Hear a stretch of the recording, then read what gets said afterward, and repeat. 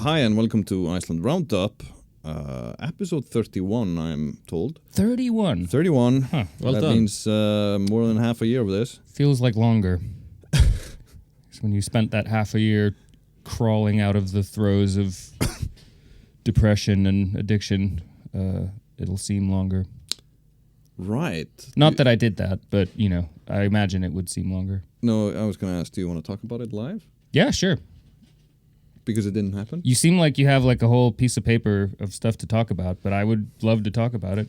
Yeah, we have... I'll talk about pretty much anything. I think I've made that clear. We have politics, a cat, the Coast Guard, an ATM, and what was the last item on the list? I think we have, the AMOC. Okay. Oh, just like a regular week in Icelandic news. And Yeah, pretty much. What is the AMOC? We'll get to that. Oh, Stay okay. tuned. Yeah. Stay tuned. It's the last item on the list, so you just have to listen to this whole thing to get to the AMOC. And don't you go Googling it. Yeah. We'll have to tell you. Yeah. Stay with us.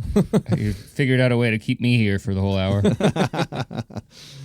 Well, Aðalsteinn is not here today. He couldn't make it. So we Shanghaied you, Jói. Yeah.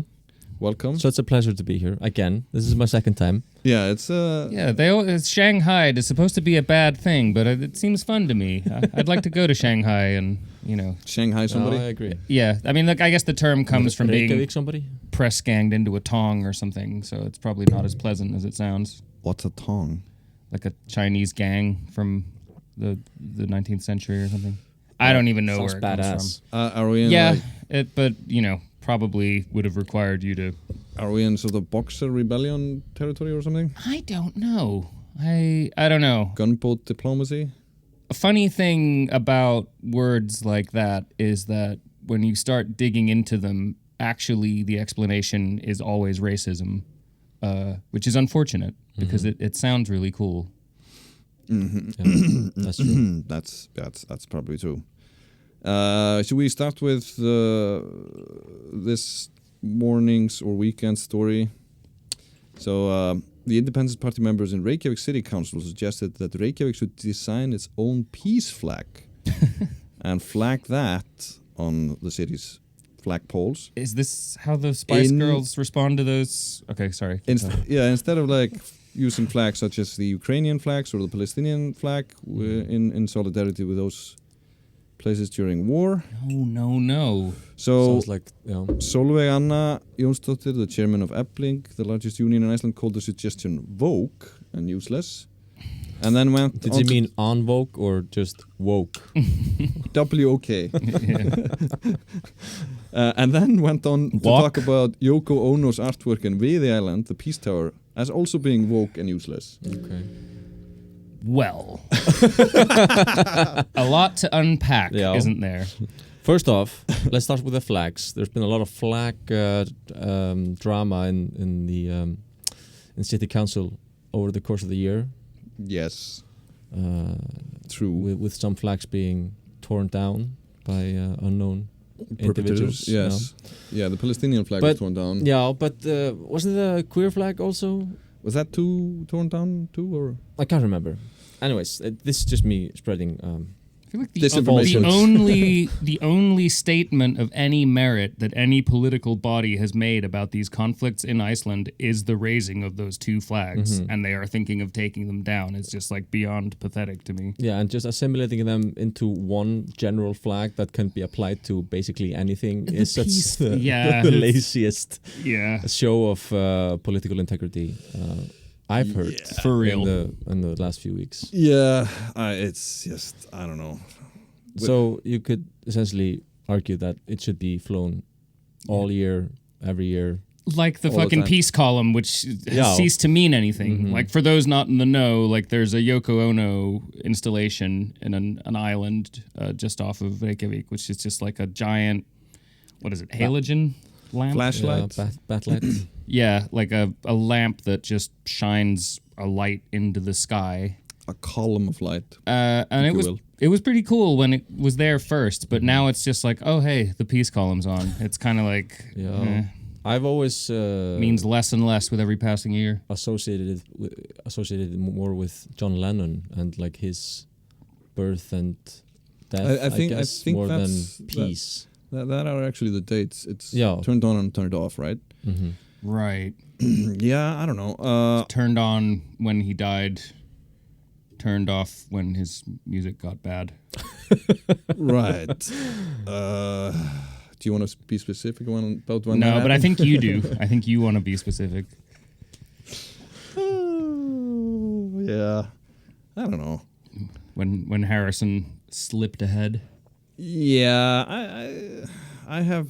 I enjoy the first Lennon solo album, the Plastic Ono Band album. You know what? Aðalsteinn isn't here, so we can talk about music as much as we want. Yeah, that's great. True.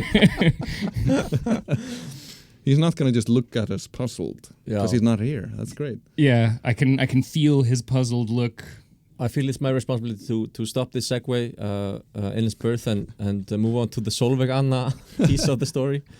So Sólveig Anna, who is a labor union, famed labor union leader and a socialist. Yeah, very sort of high profile in the labor negotiations over the course of the last few years for Efling. Mm-hmm. Yeah, she had something to say about the matter. Yeah, she called the initiative of the Independence Party and City Council woke. Mm-hmm. Pretty much, woke and useless was her exact phrasing. I think. Yeah, it's funny to say the word woke and useless because woke is the most useless word in just in case you didn't get that. Times. Yeah. I mean, I kind of find this is kind of an enjoyable thing. Why is that bad? Why is it? I mean, I know woke is basically meaningless, but it's just like I still don't I guess I refuse to engage with the base conceit, which is that woke is something that has been taken too far, that it's like a bad thing. Mm-hmm. Like when nobody can actually sort of agree on a definition. No. Yeah, but I mean, I feel like the people who use it in the derogatory sense, they are saying that like it's it's activism for the sake of attention, that you're not actually helping anyone or anything, And but we have words for that, which have just fallen out of woke. Like what? Like, clicktivism, that was a big thing yeah, like 10 years there's ago. Always like a buzzword. And, what's it called? Dygðaskreiting, which is, what's it called in... I used to only know the English word, but now I only know the Icelandic word. Yeah, but it's been handily summed up into this lovely four-letter word, which but I feel like this is the same thing that sort of happens with all these sort of movements and ideas like punk and stuff, that it's long since it doesn't mean anything anymore. That's true. Yeah. Social justice warriors, another. Oh yeah. See, you already forget about them. I'm already like thinking about 5 years ahead, like this beautiful future where we don't even remember what woke means or that it even existed. Social justice warriors could have been a really bad punk band, though. I'm sure they were in several cities across the Western world. But this comment is actually a pretty interesting turn in this sort of battle of discourse between left and right, as in the right-leaning members have sort of actively weaponized this word in order to gain electoral. Yeah, it's a sign that you're pandering to the right, isn't it? When you dismiss something as woke. Yeah, but this is why I find this kind of entertaining, is when people who are on the left are accusing people on the right of being woke, and I think that is pretty funny. Yeah, it is pretty funny, and I think it's been happening in the United States. I can't remember what instance in the past couple of weeks I am half remembering, but it was something that had to do with I don't know, the governor of California or something saying that the Trump administration was being woke, and this was kind of they're sort of turning this, they're sort of shifting this around, shifting the narrative, and And you know, if you start to think about it, I think you can find elements of, you know, woke on both left and rights, whatever that means in your head. Yeah. Like, for example, Trump renaming Gulf of Mexico. Definitely Gulf of a very America. woke move. So Yeah. sort of very high emphasis on definition and the use of words and how you use words. Yeah. I'm pretty sure Michel Foucault would have a field trip. Yeah. He would definitely, but it's this thing. I still think about that, and like, I think about if he's aware of the irony of like renaming something that's called like a gulf, like creating this, emphasizing this sort of split between. Yeah. Anyway, it's just subtlety died like a long time ago. But it's it's fun if the right calls you out for being woke when you change your name. Mm-hmm. They should be called out for being woke when they change the name of geographic locations. It's only fair. It's just I guess everyone should just constantly be calling each other woke until it just loses all. That's my hope here that this new use of the word will eventually destroy its use and we never have to hear it again. Yeah. That would kind of work. Next time somebody asks me how I'm doing, it's like, I'm feeling a little woke. Is that gonna be your new phrase for like I'm feeling a little under the weather? I'm not gonna tell you. Like, Thank you. That's gonna just cancel each other out. Yeah, it's gonna be a mute word sooner or later. So the ATM heist we talked about last week in Mosesbær has been solved. The perpetrator, a man in his 40s, has confessed to stealing the ATM, which was found late last week. Who says you can't do exciting things in your 40s? near where it was stolen in Holmseiði, which also actually has the jail this guy is probably going to. The 22 million ISK in cash in the ATM were still there. I think this is the best part. Yeah. I mean, everything about the story is hilarious. It's pretty great. Yeah, and the man in question also confessed to stealing bags of cash in Kópavogur last year. Mm-hmm. And it was furthermore a witness in the so-called Thorlaksöfn case. Because he was, which is he is the only inhabitant of Thorlaksöfn, and therefore... No, so there, it's like this terrible... Sees pretty much everything that happens. It's a terrible case of an abduction and manslaughter. And he was invited to tag along, but he didn't feel like it. He was too busy planning his. It was a bit too woke for him. Yeah, but this whole thing and this whole guy's whole career, as far as I know what it is, because that's all of what we know yet, is just like a really bad TV episode. It's like a Breaking Bad episode where like a bunch of fucking meth heads are trying to get cash somewhere, and just like that's basically it. He's taking his sort of like playbook from TV or like from or movies, like of cases of trying to make money that don't work out. Mm-hmm. Yeah, but that's sort of how a lot of Icelandic criminals are. They're just like these very like obvious kind of career criminals, and everyone sort of knows that they're into dodgy shit, and they just keep sort of appearing in the usual suspects lineup.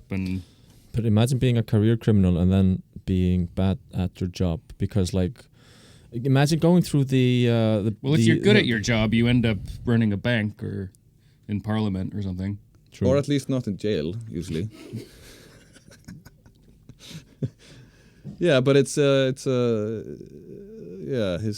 criminal CV is pretty unimpressive in a way. I don't know. True, I mean, he's accomplished more with his life than I ever have. Like, I feel like just in the last couple of years, he's achieved more. He's just achieved more. Yeah, achieved more than I have. Now we talked about it last week that the other two attempts of stealing an ATM or out of an ATM were in Hafnarfjörður last winter, and it was I think January, February. Somebody tried to blow up an ATM, which is also out of the bad TV playbook. It didn't work out. Acme International. And it's a scheme he thought of while playing Minecraft. And last fall, somebody also tried to steal that same ATM by like hooking it up with a rope or a chain to a truck, which obviously just left the bumper on scene and no card to be found. This is just like straight from a cartoon. Imagine Wile E. Coyote on the sidelines. Yeah, the only thing that would make it more perfect is if you'd have had one of those cars where the license plate is attached to the bumper. But the most amazing thing about this recent ATM heist is the fact that he went through all the trouble of acquiring a bulldozer or no, he was using an excavator. I think. Excavator, yeah. A power shovel, as they're called sometimes. Grabbing the ATM, moving it to a secure location, so to speak, and then not figuring out how to open it because the money was still there. So, I mean, one thing at a time. It's like there's a lethal beating that I'm almost late to, and yeah, there's nothing that goes as well down in organized crime as winging. No, in crime in general, as just winging your plan. No? That definitely works every time. Yeah, I mean, you say that, you don't end up in prison, like if you're... But I mean, ending up in Icelandic prison, like, that's not really, That could be your end game. It's just like, you know what? I'm kind of bored. I think it's time for me to go to prison. Yeah, I guess maybe... I feel like my envy for this man is starting to become kind of embarrassing. Maybe this is just a very complex plan of getting free accommodation. Maybe. Yeah. I mean, I read the Grapevine piece about the rise in the cost of living. And just like, maybe prison. Tracks. Yeah. Oh. Yeah, it's kind of like, do you remember when we talked about on this show? It's a great piece, by the way, by ARG. Yeah, Adam Roy, it's a great piece. I recommend everybody read it. It's online now on Grapevine.is. Mm-hmm. It features a cartoon of Davíð Oddsson, the former Prime Minister of Iceland and current editor of Morgunblaðið, the only daily paper in Iceland, and Donald Trump, and a character representing the Icelandic nation. The average Icelander. The average Icelander, yeah. It's a great piece. It's a long read, but it's a good read. He is explaining how the Oddsson policy economics of the 90s and early 2000s kind of got us where we are right now, and how the Trump tariffs, legal or not, are kind of adding fuel to that fire. Mm-hmm. And I guess kind of also reminding or telling people who don't know that Davíð Oddsson is kind of our Thatcher or Reagan when it comes to policies with regards to, I don't know, allowing rich people to get richer and the rest of us to get ever so much poorer every year. Mm-hmm. Yeah, he was part of that whole 80s, early 90s kind of fuck the poor. Yeah, but kind of like the punk wave and stuff. It happened a little later here. A little later, yeah. Anyway, so much for the ATM one of you heist. is like making me seasick. That's probably me. I'm sorry. It's okay. I'll move it around. If I throw up on camera, it'll be cool. You might get more views. Yeah. Could use that as a thumbnail. So do you guys want to talk about a Tesla and a cat? Sure, but as an end note to the ARG piece and the cartoon there, there's something that really does not sit right with me of seeing like Donald Trump prepare food for anyone. It's just like that stretch. That's where you lost me. It's like stretches it beyond the point of. Because, like, not only is it not believable, but it also makes him seem more sympathetic and likable. Mm. It's like, as if he would ever ask someone how they want their food. Anyway, yeah, let's hear the cat thing. You make a fair point. Yeah. I mean, it's a metaphor. I mean, I'm not a cartoonist. Who knows how those people think? I mean, they're just making a bad soup for everybody, I guess is the metaphor, right? Mm. Yeah, no, I get it, but it's just... But I see what you mean. This is a very disturbing image for Let's some reason. deconstruct this cartoon even further.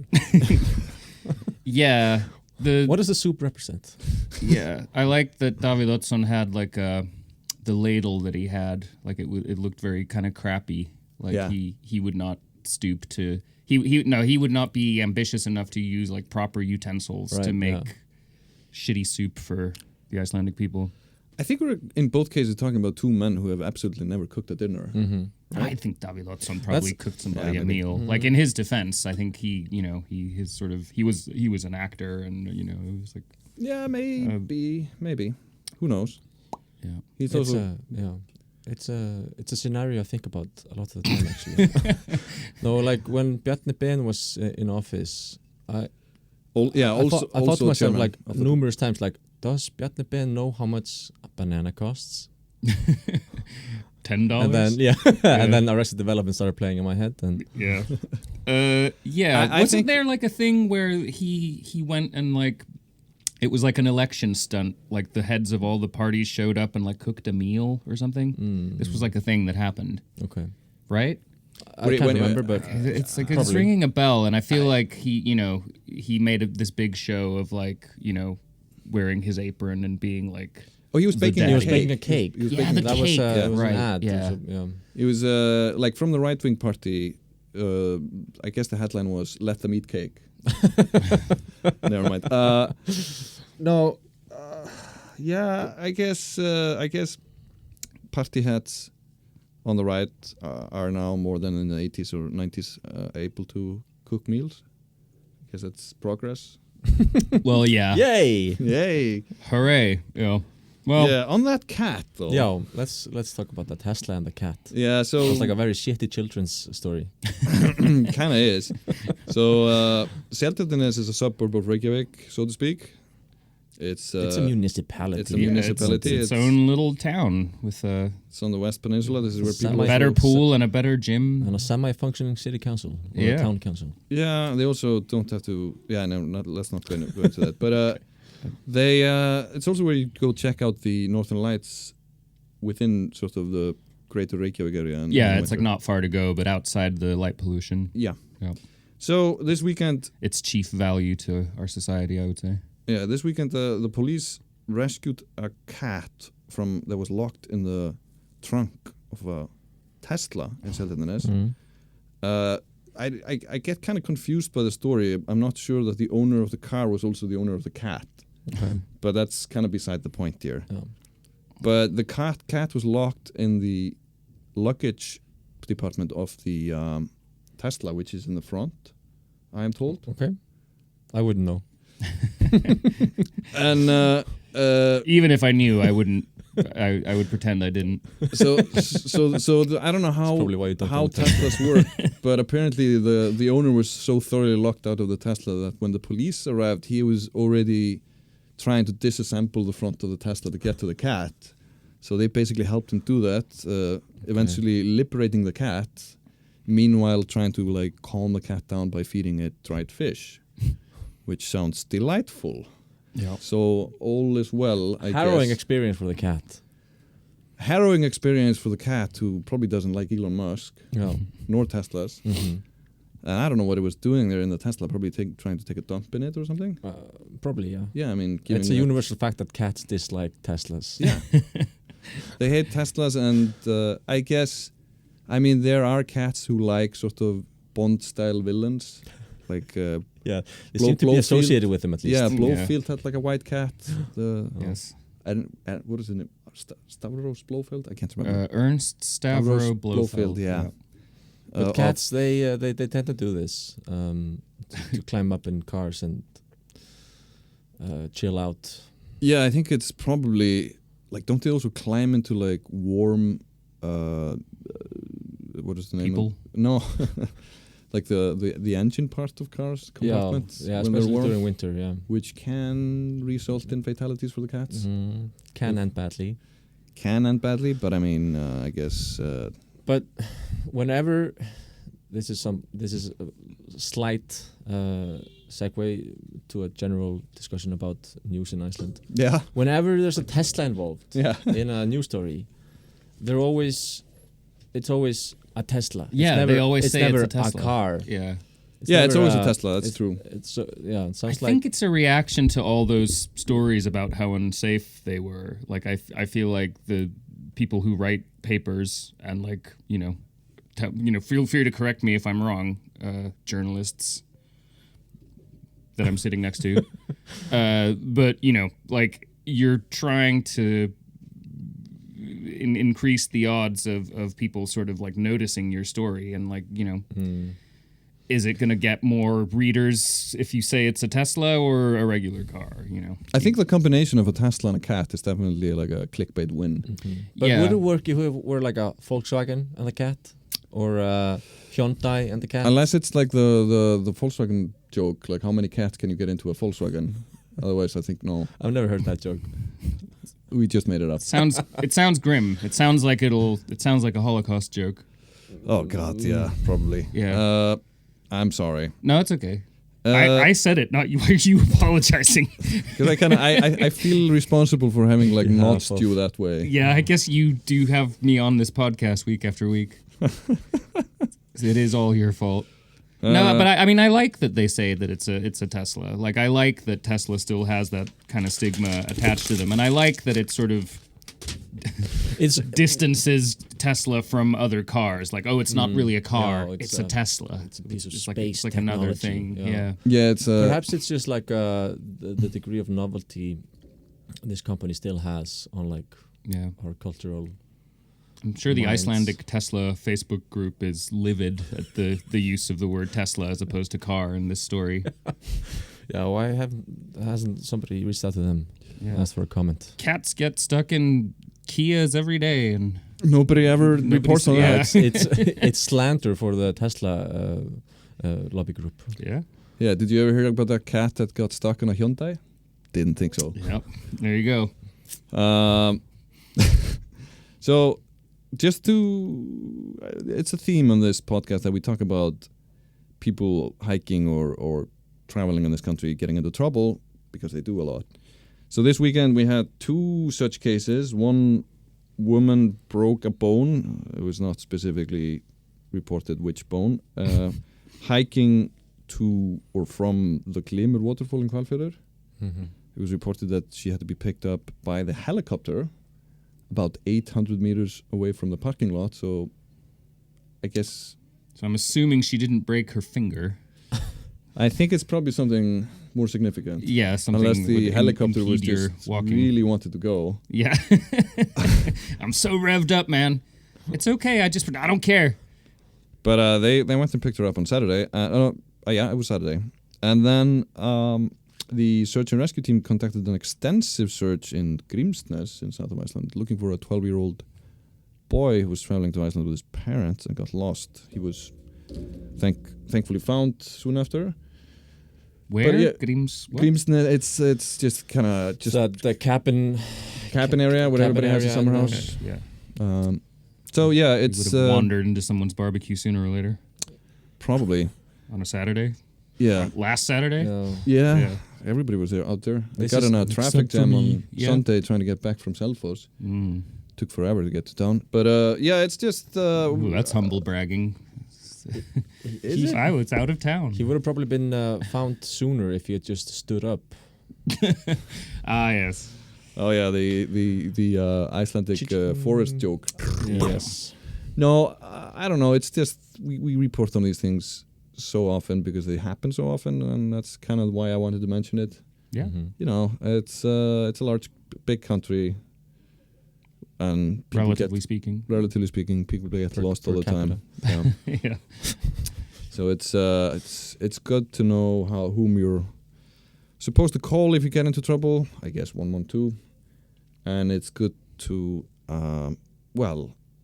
to make other people aware of your plans so they know you're lost in case something happens. Make That's other never people aware thing. Of your 12-year-olds. No, and I mean with this is where the humble bragging is not a fault.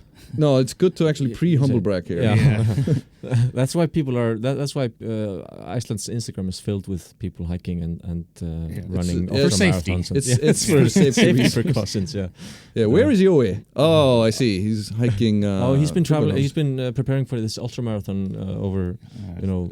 Take a selfie with a local celebrity. So people know who to question if I disappear. That's actually why Justin Bieber made that music video in Fjaðrárgljúfur. He was just documenting it for safety reasons. Yeah, makes sense. Bam Margera as well. Yeah, with the multiple people trying to kill him. With the onset of fall and winter, it's what good was to the name of that song again? Was it Justin Bieber? No, Bam Margera. Bend My Dick to My Ass, I think it was called. Wow, sounds like a true hit single. Yeah, it was good. I mean, that's. I mean, if you're on YouTube, go pause it and go look for this video. It exists. It's real. I believe you, it's the highlight of Iceland's cultural export. It's a depressing fact. I assume. But depressing. I think it's a highlight. Yeah. Well, I mean, I think the Iceland tourist board should vet every single celebrity that's. What are you doing here? I'm shooting a music video. What's the name of the song? Oh, you can't. Yeah, that's yet to be decided. Yeah. Turn around. Come up with a better title or stay out, fucker. All right. Do you want to get into the last piece of news, which is, of course, modestly depressing? Oh, I'm gonna say the jokes until we. Yeah. So we wrote about this in the Grapevine in June. We were talking about sustainability, but there was a piece on the. Excuse me. Oh, this is the AMOC. Yeah, the potential collapse of the Atlantic AMOC system. It's back in the news. Oh my God, sorry. In Iceland. That's what AMOC is. Yeah. It's an abbreviation of the phrase Atlantic Meridional Overturning Circulation. Yeah. Which refers otherwise to the ocean's... Meridional? Yeah, I don't know. Ocean current system of the Atlantic Ocean. For Iceland specifically, the AMOC brings a warm flow of water from the South Atlantic, making life in Iceland potentially... Well, without it, life in Iceland would be grimmer than it already is, because it would be a lot colder. This is the Gulf Stream. It's the Gulf Stream. It's a part of the AMOC. And a collapse of the AMOC would cool Iceland down significantly, yet at the same time contribute to the warming of the planet. So we get cold and everybody else gets warm. And a new study released fairly recently on the news here says that it's much more likely than previously thought that this collapse may take place. Although it's not predicted to happen this century, which is fine by me because I'll be dead next century. So whatever. No, I'm kidding. So yeah, that's kind of bleak and dark. And I mean, I guess, if you look at a map, Iceland is located pretty far north on the map. Yeah. And not relatively speaking. Not further north than, certain other places. Can you hear this? Airplane. This is a jet. That's people fleeing Iceland. I think it's they just heard your news story, John. This might be Justin Bieber leaving. It's a private jet. He didn't notify anyone, so. Well, he was just asked when he landed what the name of the song was. Got turned around to the border. And he's now flying back to... Add my dick to my what? I can't sing that. I don't know. This is sad. We've been talking about the Gulf Stream as a part of the AMOC and its potential demise since I remember, in the 90s. But with every year and every new study and more new variables coming in But aren't our summers supposed to, aren't they getting warmer as well? Isn't it just producing more temperature extremes? Well, for the time being, yeah, maybe. But probably. If it completely ceases to exist, then we're just going to get really just gonna cold. Get frozen over. Yeah. It's going to be more like a Svalbard. Almost Finland levels of grim. North Finland. Yeah. I think whether or not it would be livable here is up for grabs. Probably not. Is it livable here now? Yeah, we're kind of on the edge of the livable to an extent. But I mean, it would require a significant lifestyle change, I'd imagine. Yeah, and I mean, I think it's about time that, infrastructure here started facing that a bit more, that the life here is changing and this needs to be sort of reassessed. I guess we can prepare for changing every road into a tunnel, right? I feel like there definitely should be more fucking tunnels here. Is it warmer or colder in an underground bunker? Because if it's warmer, we should... Yeah, we should start subsidizing. We should get more bunkers. I don't know. More bunkers are never bad. It's the thing about this is it's like because it's not up the to bunker capital of the north. For cap. Because this is one of those things that are not up to us individually or not even as a country, because we can't reverse the trend as a country single-handedly. It's a global effort that would have to happen for this to not happen to us. So I guess Does the world care about Iceland? Given that the world probably doesn't care and has sign our petition and reverse and has so far been sign our peace flag. Yeah, and has been so far unable to reverse this trend. I think we are only left with making bad jokes about this. Kind of. It's our only solace. It's our only solace. Yeah. Yeah, we're gonna be starting a seal hunting and igloo building course here at Grapevine.is. We have much to learn from our Greenlandic cousins. And we're gonna import more Teslas. That's probably gonna slow things down. Gonna import more Greenlanders. Yeah, that too. Yeah. Just one very uninteresting note about the Gulf Stream, because in Iceland it's translated as the Gulf Stream. Golfströmmurin, yeah. Whereas Gulf and Golf are not compatible. Oh yeah, so it's basically like the as in like the sport. The Gulf Stream. In Icelandic, yes. Golfströmmurin. It should be like Flóaströmmurin. Flóaströmmurin, yeah, that's true, because it's referring to the Gulf of America. Yeah.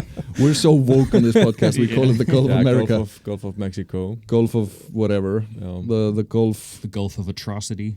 The Caribbean. It comes from the Caribbean. That's also Caribbean Gulf. We're not offending anybody. We're not being too woke, and we're not being too conservative.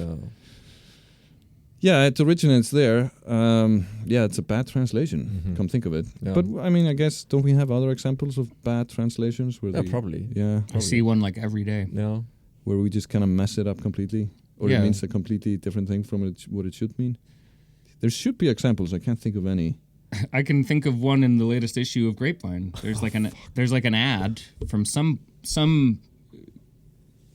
entity that shall remain nameless. Yes, with like the same grievous punctuation error that I see in a lot of Icelandic advertising, where they ask a question, but there is no question mark at the end of the question. I saw that. Yeah. I don't know what that is, but I see that a lot, because it's not like you would fail to add that question mark. There's a thing, I don't know if it's still there, but like the last time I flew on an Iceland Air, there's like a little PR thing that says like, did you know that conditions in Iceland, like are not what you are used to, and like period.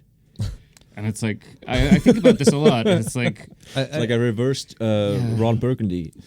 I think it's just I feel like it in a weird way it says a lot about Iceland. That little sentence. It's like it's asking this sort of existential question that's not even really a question, and it doesn't really need to be said. But like they're trying to convey useful information, but don't really do that in any meaningful way. It's just somehow enigmatic and and the only way that I know they're talking about road safety is there's like a picture of a car above it. Oh like but they don't say that.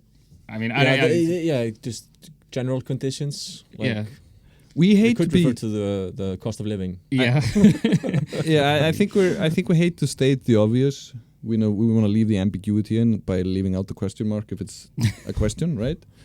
Yeah, and I think there's also this slightly inferred arrogance or superiority towards foreigners in it as well. It's just like, we don't want to have to tell you this. We assumed you would just figure this out, you stupid idiots. If it's kind of a rhetorical question, Iceland is different from all other countries. Sorry. On that note, all countries are different from each other. Yeah. Yeah. Somehow. I love it when Icelandic people are surprised that there's like hot springs in other countries. Right. That's one of my favorite little things. Yeah, it's supposed to be exclusive to us, right? Yeah.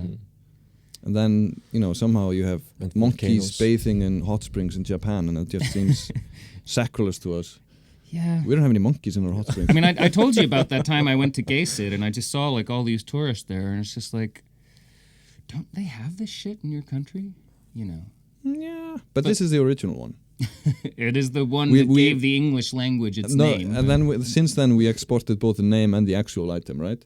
That's the Yellowstone geyser thing. It's just they picked it up here and it's a subsidiary. Of course you can.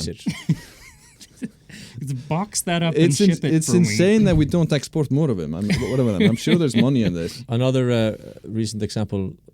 This is a tangent, obviously, but is the promotion of swimming pools in America. In New York, yeah. So some Icelandic businessmen decided to sort of export, in parentheses, in brackets, the concept of sund, or swimming pool. Okay. As soon as I saw it, I was like, there are more swimming pools in Brooklyn than there are in Iceland, probably.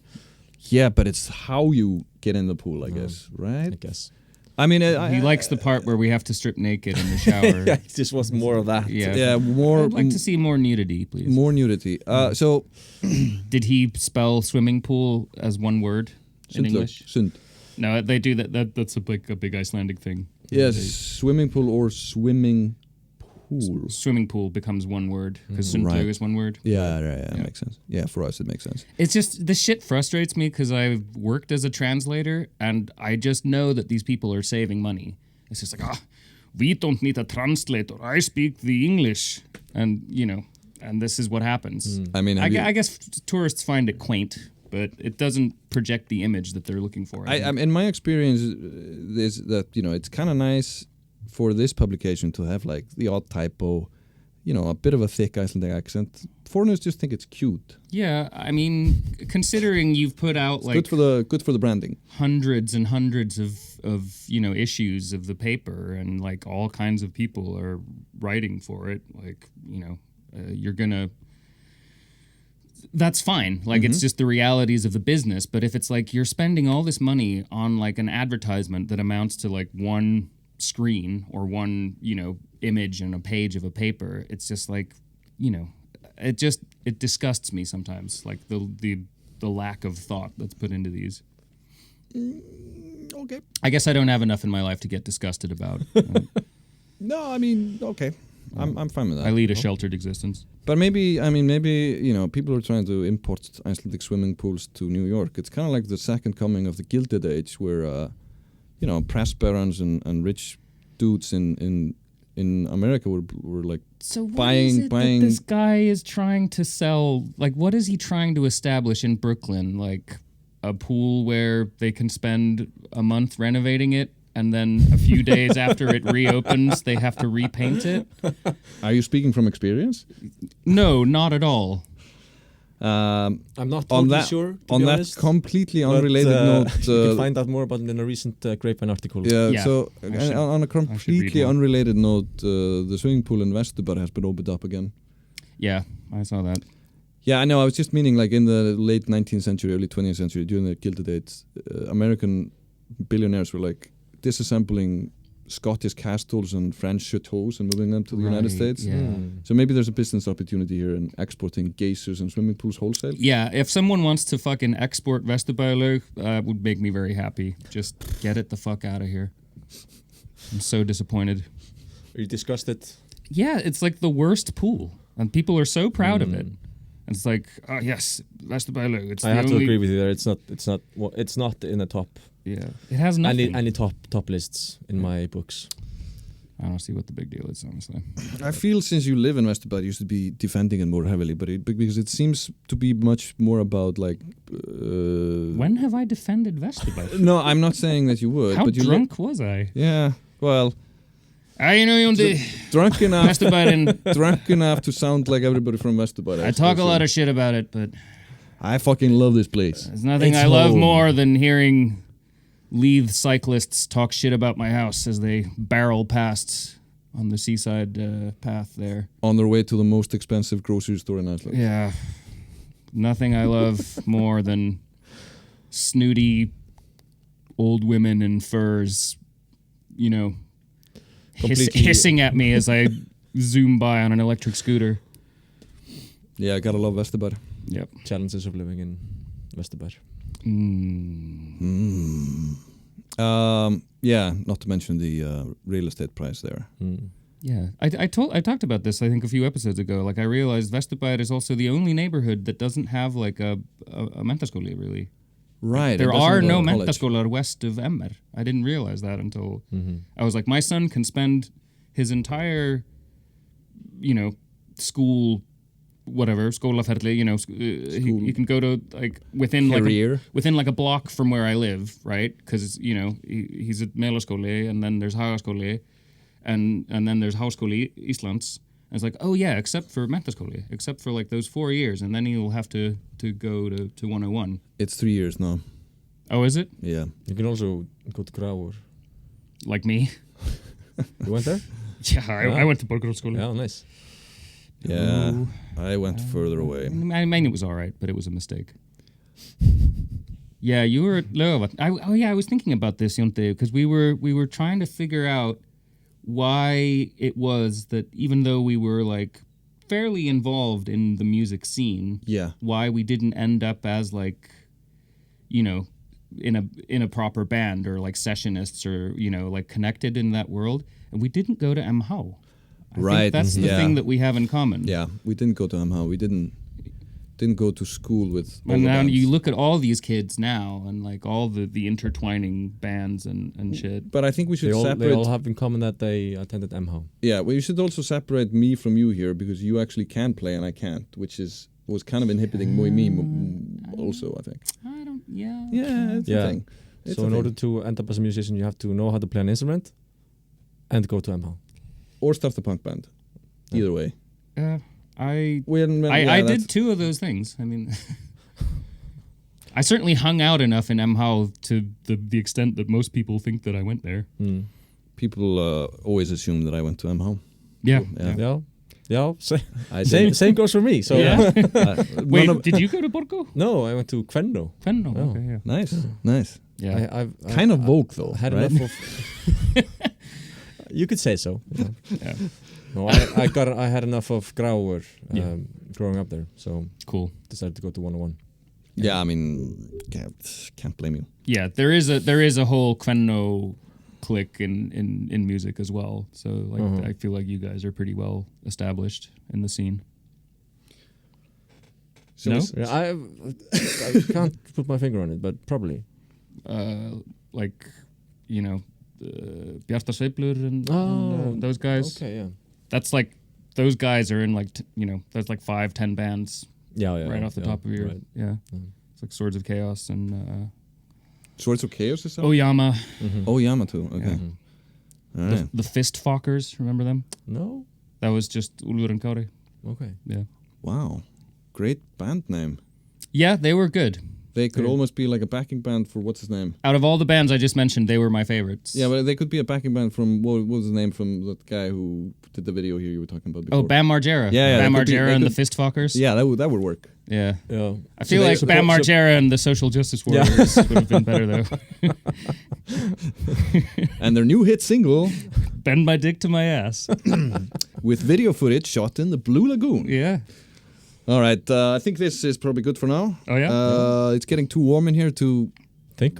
To bend my dick to my ass. Mm-hmm. Warm enough to bend your dick to your ass. Which is, I think, we need better chairs. Which probably signals that you should get out of the room, right? All right. That's when the magic ceases to happen. Sorry for the X-rated language. And things are about to cool down here anyway, so it's fine, I guess. Even this room will maybe be cold next century. I'm ready for some fucking winter, man. I don't know about you guys. But, thanks for listening or watching. We have been Iceland Roundup. See you next time. Bye-bye. Bye-bye.